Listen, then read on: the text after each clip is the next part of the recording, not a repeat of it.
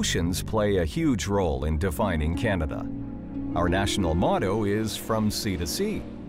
With over 243,000 kilometers along the Atlantic, Arctic, and Pacific Oceans, Canada has the longest coastline in the world.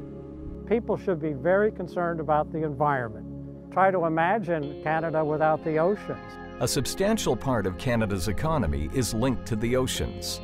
Between fisheries, navigation, international trade, offshore oil and gas, tourism, and recreation, the ocean is an essential part of this country.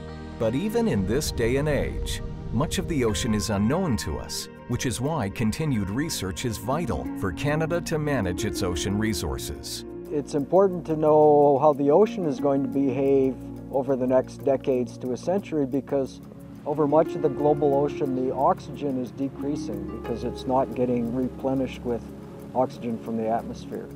But the oceans are in peril.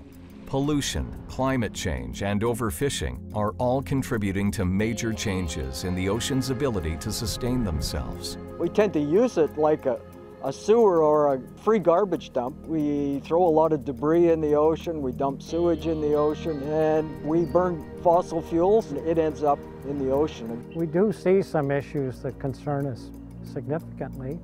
For example, measurements of the amount of plant life in the ocean over the last century has shown some significant declines. As we put more carbon dioxide into the atmosphere from burning fossil fuels, about 40% of that carbon dioxide's ended up in the ocean. That carbon dioxide's making the oceans become more acidic. We're deeply concerned about how acidic it's going to get and how that's going to affect marine ecosystems.